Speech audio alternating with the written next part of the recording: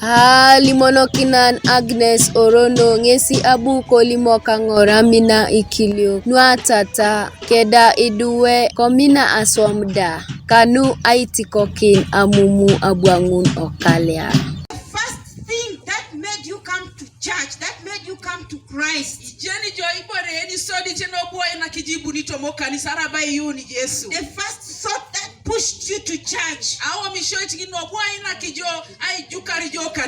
Stick to that all the days of your life. And you will never be a loser. Hallelujah. Hallelujah. But sometimes we are taken up by fear. We begin to pay attention to the voice of the devil.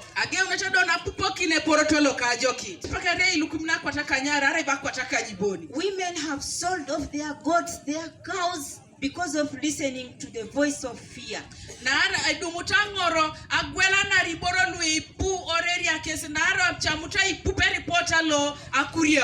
But what does the report of the Lord say? The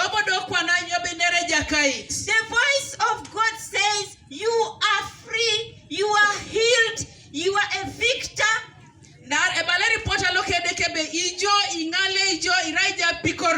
I finished everything.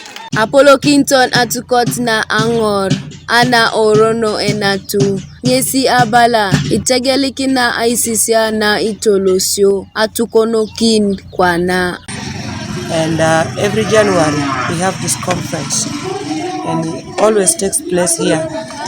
And this year our theme is a victorious life, taken from the book of 2 Corinthians chapter 2 and verse 14, where the Lord is encouraging us to be revived, to spread the gospel, to be revived, to stand firm amidst all challenges.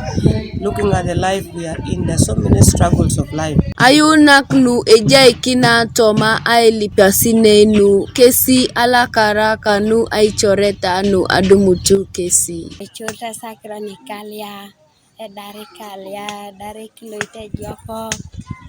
Espera jula singara ibongo jore. Ekorja losa jauh kera jula kini.